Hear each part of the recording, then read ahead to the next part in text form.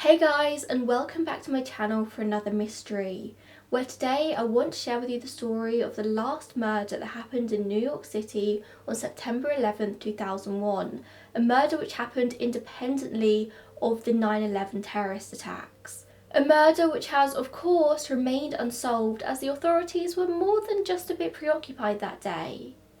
Perhaps by sharing the story of Henryk Siwiak, we can reignite the search for answers.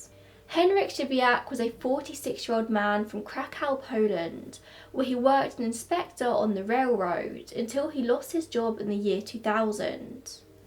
Over the years, Henrik had lost many jobs, never able to hold one down for too long, because prospects were poor in his home country, with a 15% unemployment rate.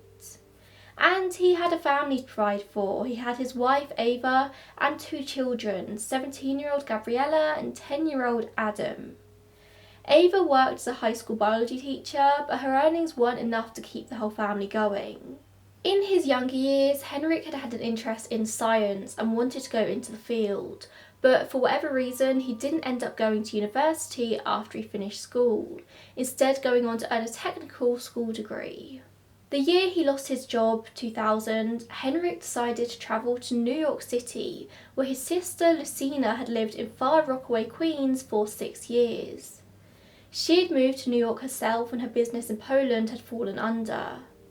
Now, sources differ as to whether Henrik had travelled over with the intent of staying and working, or if he just decided to stay whilst he was there, but regardless, he remained in New York undocumented and attempted to get work. Pretty much whatever work would bring in the cash, construction and cleaning mostly, but whatever odd job he could find. Each month, Henrik would earn just around $1,000 and would send half of this back to his family. This was a desperate man. He needed to provide for his family, and he simply wasn't going to be able to do that if he stayed in Poland. The employment situation was, and from what I can gather still is, dire. He wanted to give his family the best life possible, and his daughter Gabriella was fast approaching university age. He wanted to be able to send her to a good school and eventually return home and build a house for his family. Lucina says her brother was the quiet type. He was very shy and didn't have many friends, and he never drank alcohol. His English was poor with a very heavy accent, and what he did know came from television. Eventually he enrolled in English school, which he was due to begin very soon, but he never got to attend. It seems that Henrik very much had rose-tinted glasses about New York, being a very cheerful person by nature. He loved the city and he loved living there, and first he lived with his sister before moving out somewhere else nearby in Queens. His sister always told him that he needed to be careful, but it was always in his nature to think the best of people. He didn't ever believe the worst could happen. On September 11th, 2001, Henrik headed to work in Lower Manhattan, where he'd been working on a construction site for many months. Only, of course, when he arrived at the site, it had been closed due to the terrorist attacks at the Twin Towers. I'm not sure at what point in the morning Henrik headed to work, whether the towers had already fallen, but I think it says a lot about his willingness to work if the towers had fallen, if he'd seen it happen, and he still headed to the site. If the city was in as much panic as it was and he still made his way to work in the same general area as the towers, I think it says a lot about his work ethic. But even such a terrible event like this wasn't reason enough for Henrik to take a day off. Instead, he walks to Brooklyn and begins to look for other work. Depending on which source you want to believe, he either went to a Polish employment agency he knew of, or he looked through New York's Polish newspaper, the name of which I'll put here because I don't know how to pronounce this, and he responded to help wanted ads. The employment agency in question was called Intera. At the end of the day, I suppose it's not too important through which avenue he contacted the agency. Either way, he got himself a job for that night, cleaning a Pathmark supermarket in Flatbush for $10 an hour. As the job didn't start until later that night, at some point in the day he returned to his home in Queens. Meanwhile, his family are waiting by the phone back in Poland, having seen the towers falling on the news. It was about 3 p.m. in Poland. Ava and Adam said that they waited for about 2 hours before Henrik eventually called them. He told them that he'd watched as the planes hit the towers, but it was clear to his wife they still didn't quite understand the magnitude of the situation. I think for a lot of New Yorkers it would take a few days for what had really happened to sink in. He comforted his son on the phone and said that he was fine, and that would be the final time his family would hear his voice. Lucina warned Henrik not to go out that night, said that it was a dangerous area of New York at the best of times, especially on that particular day, but Henrik went anyway. He'd been told by the employment agency to meet a man named Adam in a white car at a Pathmark store at 1520 Albany Avenue in Brooklyn. Now obviously these two men would have no idea what the other looked like, so Henrik described on the phone what he would be wearing. His favourite comfortable outfit, a camouflage army surplus jacket with matching trousers that he'd bought at a local Salvation Army store. He then asked a woman who lived in his building, who I think might have been his landlord, for directions to the store, as he didn't know the area very well. It was Brooklyn, he lived in Queens. She told him to get off the subway at Utica Avenue. He borrowed a map from her and then headed off on his way. Only unbeknownst to Henrik, the directions that his landlady had given him were wrong. She was directing him to 6 Albany, the beginning of Albany Avenue, not where the supermarket was. Avenues in New York can be miles long. Henrik took the A train, and it's thought that he probably got off at Utica as directed around 11 p.m. But he may have also got off at the Ralph, Kingston or Throop Street stops. There's no way of knowing for sure. He was over an hour away on foot from where he needed to be, 3.4 miles away according to Google Maps. So Henrik starts wandering around looking for the supermarket, but of course he had no luck. Adam said that he waited for an hour for Henrik outside the Pathmark store before he just had to go inside to clean by himself. Meanwhile, Henrik wandered east down Decatur Street in Bed-Stuy.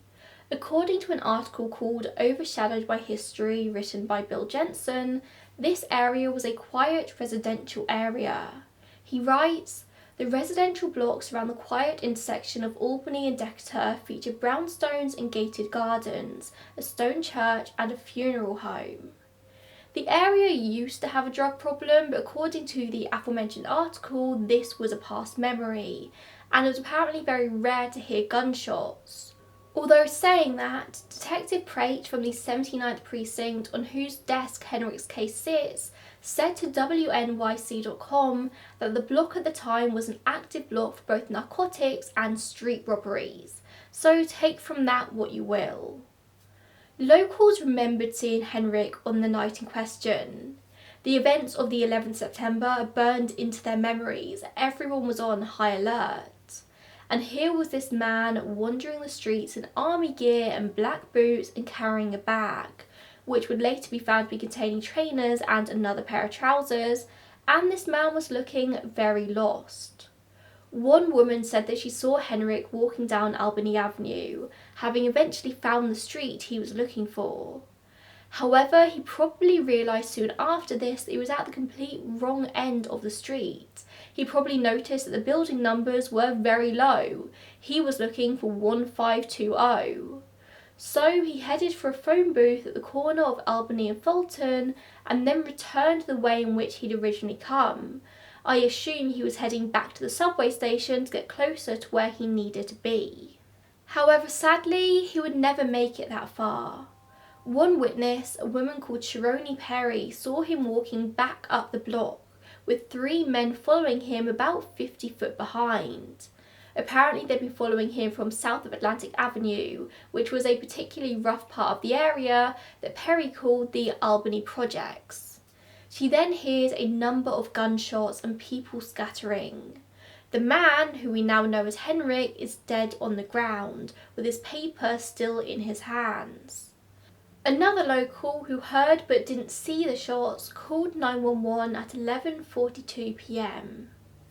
Despite what happened in the city that day, apparently the police did turn up fairly quickly, apparently within just 1 minute of the 911 call.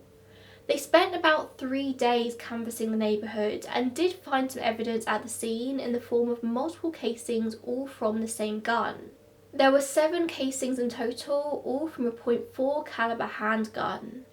All of the shots heard by ear witnesses were fired by the same gun, so this gun was fired by one person, not separate guns from multiple.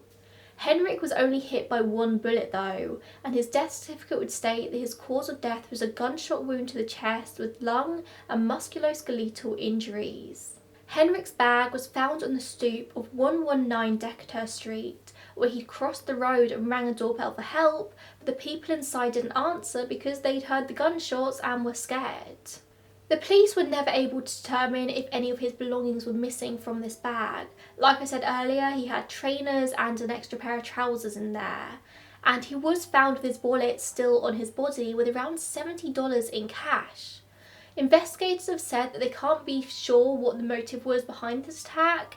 Maybe it was robbery, maybe something else, but the fact that he was found with his wallet with cash suggests probably not robbery. Or perhaps the perpetrators made a quick escape after the gunshots, not having time to search his body. Lucina speculates that Henrik was actually killed as a result of his appearance. Although he was a white Polish man, he didn't really look like one. She says his complexion was a lot darker, and it's possible that he may have been mistaken as being Arab or just from the Middle East. If that was the case, he may have been mistaken for a terrorist, and the fact that he was wearing army fatigues probably didn't really help. Despite my attempts at googling for this answer, I can't really tell you how quickly after the 9/11 attacks the public were made aware of the nationality of the attackers, and therefore started to get wary of both Muslims and people from the Middle East in general. It's sad to say, but the public opinion of Muslims very much changed for the worse after the attacks. But did opinions change quickly enough for that very same night for a man mistakenly thought to be Arab to be murdered? If anyone has any insights on this, then please put your thoughts in the comments down below. Perhaps anyone who lived in New York City at the time of these attacks, you might have a bit more of an idea of that than I do. Another closely related theory to this though isn't that Henrik was just shot because he looked Arab, but perhaps because he looked suspicious. He was clearly looking for a specific location very late at night. He was dressed in camouflage army gear with a bag, and he didn't speak very good English. Could it be that people, these men, just panicked and assumed that Henrik was about to commit another attack nearby?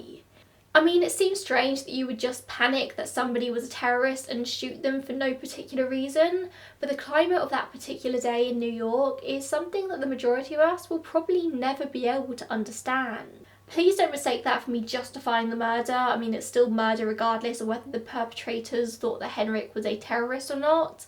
It might just be an explanation. Detective Prate has said of the terrorist theory to WNYC, "At this point, everything is possible. We haven't heard anything like that from any people in the community. Nobody has indicated that to us. There is no significant targets that a terrorist would target here." Prate has also admitted to Michael Wilson from the New York Times that Henrik simply wasn't afforded the investigation that he likely would have gotten if he died 24 hours earlier. Usually he would have had 8 or 9 detectives out canvassing the scene, but Henrik probably only had 2 or 3. The city had every authority they could find at the scene of the fallen towers. The crime scene unit usually would have responded to a homicide such as this one, searching the scene for fingerprints and other evidence, but they weren't available at this time. Instead, the evidence collection team turned up, who usually respond to smaller, non-fatal crimes, so they were kind of out of their depth. Maybe they did everything right at the scene, perhaps they didn't miss anything. I mean, they were still trained professionals at the end of the day. But we'll never know if things would be different if the correct team had been able to show up. Lucina has a theory of her own, that the shooter may have been in the police themselves. She said that when she contacted the police, they simply told her it was probably a black criminal that shot him, and that's it. There's a whole lot to unpack there in that sentence in itself. She said that she believed that most criminals stopped entirely on the night in question, that the city was in too much of shock for criminals just to continue with their usual stuff. Although Detective Prate has said he's not convinced that drug dealers in the area would take a night off. Lucina told Bill Jensen that she thought a policeman, possibly from another state who'd been brought in, may have come across Henrik in his army wear looking Arab. Perhaps they tried to talk to him, they told him to put his hands up, but he didn't speak English. So he reaches in his pocket to pull out his ID and they shoot him. Of course, the police deny this theory, and there doesn't seem to be much more to back this up than any other theory, but that's what Lucina said. Lieutenant Tom Joyce, who was the commanding officer of the local 79th precinct, has said that the gun was a unique caliber and was not something that was used by police, at least not used by police on duty, so this theory is unlikely. All in all, without any eyewitnesses to the murder, they only had ear witnesses, there wasn't much the police could do with this case on their very limited resources. As I mentioned before, they did spend a number of days canvassing the neighbourhood, but nobody admitted to knowing anything more than just hearing gunshots and a potential argument. And there was also that one witness who saw him walking the street with some men not too far behind. Whilst you can make an assumption that those men were responsible for the shooting, with no eyewitnesses to the actual event, it can't be confirmed. It's thought that his poor English might have been the reason for his death. If there was an argument or an attempted robbery, it may have escalated much quicker than if they all spoke English. Prate has said that his theory is still a botched robbery. This case is officially considered a cold case, and in the almost 20 years since, nobody new has come forward with any information.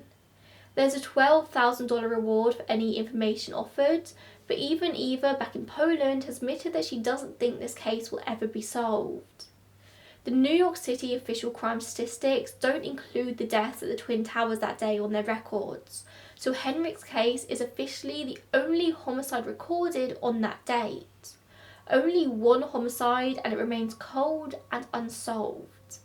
The media paid no attention to his case, it went pretty much unnoticed, except for a small item in the Polish language newspaper, but even that was only after Lucina contacted them. I think one major English-speaking newspaper also mentioned it, but it was 3 weeks after the fact, and people were still preoccupied.